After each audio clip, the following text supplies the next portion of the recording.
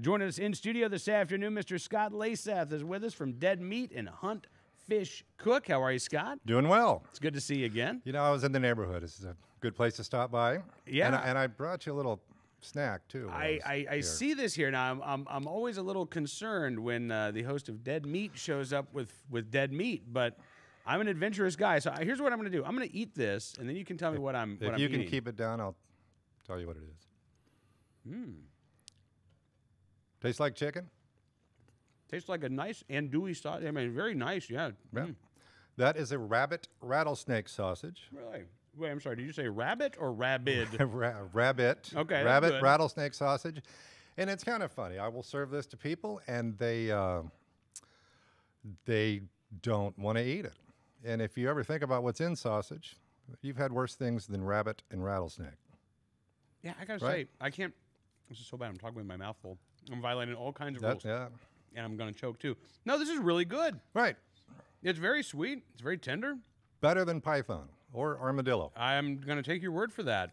Yeah. Where did you pick this up? There's a company called the House of Smoke outside of Denver, Colorado that makes it so you don't have to. You can make your own rabbit rattlesnake sausage, but it takes a lot of rattlesnakes to make sausage. There's not a whole lot of meat on them. Right. So if you've ever, I don't know if you've eaten rattlesnake before. And I've had a little bit at a state fair, but fried would be my guess. Yeah. Chunked and fried. Yeah. And you kind of eat around the bones. Right. And it didn't taste like chicken, did it? No, not really. No, chicken's better.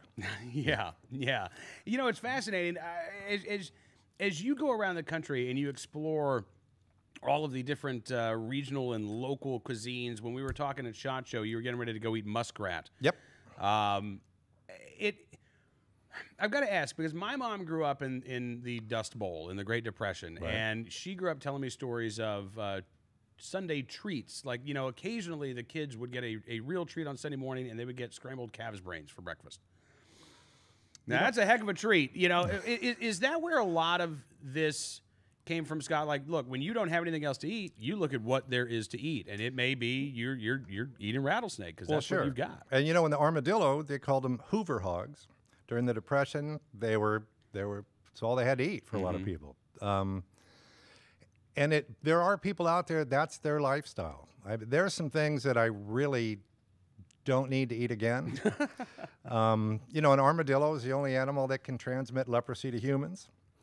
But didn't know that. Fortunately, 95% of us are not susceptible to the leprosy, and you can cure it with antibiotics, and you don't have to go live on an island or any of those things. That's good. Goat heart, liver, and lung, wrapped with goat fat and tied with goat intestines. It's called a machito. I'm good. I'll eat it so you don't have to. So Thank you. Somebody invites you over for the machito. Yeah. You got something to do. You know what? So have you ever had something where you've had to, and do you prepare mentally for this? Like, do you have to psych yourself up for, all right, this is going to probably not be good, but I'm going to do this. I can do it.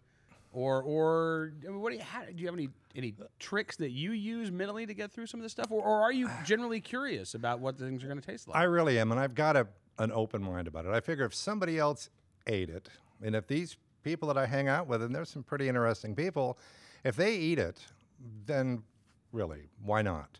I don't feel the need to eat monkey brains or do any of the other, you know, just to say that I have type of thing. But if I go to Maryland and there's a place that serves all-you-can-eat muskrat on Wednesday nights for $12.95, how could you pass that up? There's something there, right?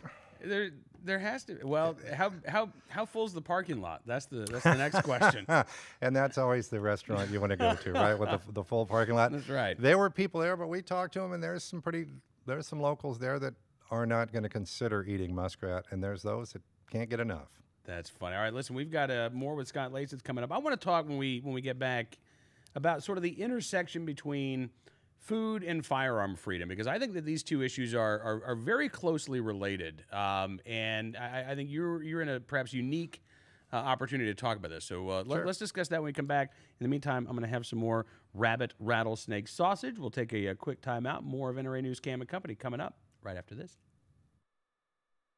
In studio with us this afternoon, Scott Layseth, the host of Dead Meat and Hunt, Fish, and Cook, in town, not just to drop off rabbit rattlesnake sausage, which is delicious. But you all help feed hundreds of people over the weekend, right? We fed about 700 people yesterday at a couple of different shelters in D.C., and it's the Hunt, Fish, Feed program that Sportsman Channel has had on since 2007. We've fed many, many thousands of people. You know, it kind of helps bridge the gap and lets people know that those of us that hunt are a very generous group, and we give to the community, and we're feeding a lot of hungry people. And you know, the generosity of sportsmen around the country really is amazing. When you look at the number of food banks, and I've seen food banks and food pantries across the country over the last few years, specifically recognize the meat that hunters and anglers are donating, the protein that these folks would not get otherwise. And so again, I applaud you for doing that. I mean, that's incredible. You know, we don't have any problem getting volunteers to help when we do it. No matter what community we go in, we find a sportsman's organization. Mule Deer Foundation has been stellar in providing the game for us for these feeds. You know, it makes you feel good. A lot of these people, they're not what you think. Right. They had houses. Things went south. They never thought they'd be there, and you're providing a good, healthy meal. Yeah, absolutely. And, you know, we were talking during the break about I have a friend, since this is from Colorado, I have a friend in Colorado who tried to actually butcher a rabbit and was told, no, can't legally do that. You got to have a butcher your rabbit for you. I saw a story out of Louisiana recently where the Louisiana State Health Department tried to put the kibosh on donated venison, even though they actually have a state program through the State Department of Fish and Wildlife. You have these two agencies that are at loggerheads with one another, and that's what you don't want to see because, again, at the end of the day, these are people who aren't being helped who could be. Somebody suffers. Yeah. And it's attorneys get involved in liability and those kind of issues. And we found that the shelters that do want to work with us, they're happy to have a hog hindquarter or venison or whatever, as long as it's properly butchered. It's a great way to feed these people. It would be great if we could get more people to cooperate, but I wish it was getting better. But it's a tough fight once we get the attorneys involved. Well, it is, and again, you know, we're seeing this play out throughout the entire culinary spectrum here. The food freedom issues of. We have a number of cities that have actually said, we don't want you donating any food to the homeless. We don't want you to feed the homeless. That's not your job. That's our job. Then we have the war on food trucks. We have the war on dairies. Everywhere you look, it seems, not only do you have to sort of push back and carve out your own space to exercise your right to keep and bear arms, now you've got to push back and carve out your own space to eat your dinner and to eat your breakfast. Until it's legislated where you can't do that anymore either. You have to kind of stay ahead of it. Yeah. And you know, the food is I think is a great way to bridge the gap between those of us who do hunt and those of us who do not. And it's always been a way to reach out and connect with people and let those who are not familiar with the hunting community, let them know that we're good people and we want to help. Absolutely. You know, when we talk about taking people to the range and getting people, giving people knowledge about the practical aspects of shooting, it seems to me like what you just described is a wonderful way to get people aware of hunting. When you can actually taste this food, then you get an opportunity to tell the story about how that meat ended up on the table. Sure. Right? And you see that a lot now. You see people who are getting to the source of their food and who have never hunted before and grew up in the city, and they're going out and shooting their first deer and learning how to butcher it. And I think that's critical. And you do see a lot more wild game on menus now in restaurants. You see venison. I know several years ago I was in San Francisco promoting an outdoor show, and they said, no, I'm sorry, you can't cook venison. Really? I don't know. I've got a whole bunch of venison. I'm getting ready to do this promotion for the show. Right. And they said, no, I'm sorry, we can't do venison. We'll get too many phone calls. Wow. Apparently, they don't feel the same way about cows. That's amazing to me, because to me, this is one of the areas where that sort of nannyism does kind of break down. You'll find those food pioneers, even in what I consider to be nanny cities. Sure. When the city of Chicago tried to ban foie gras a couple of years ago, there was a huge pushback. This is stupid. Even the mayor had to come out and say, sure, this is stupid. We have bigger fish to, no pun intended, bigger fish to fry. But wow, really? Well, and I'm in California, is where I live, where you have to smuggle in your foie gras now. That's true. They've banned that too. Banned I that forgot. too. Yeah. Any, do you see any bright spots on the horizon?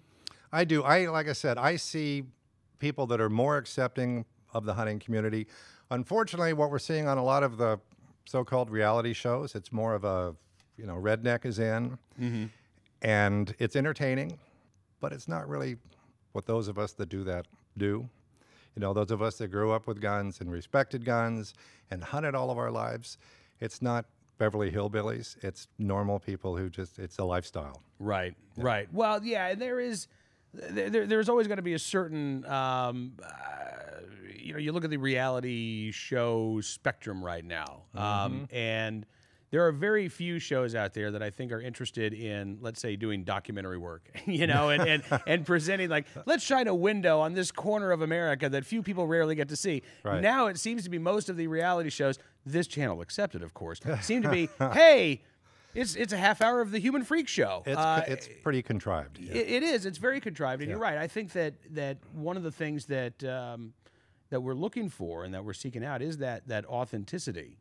Yep. And you don't have to have been born in the country. You don't have to have been raised on a farm in order to appreciate, in order to actually take part in this lifestyle. I'm a product of the suburbs. I grew up in the burbs. I grew up in Annandale, just outside of here. Oh, so there you go. Born and raised, yeah. You bet. And it absolutely is possible to fully embrace and enjoy the sportsman lifestyle.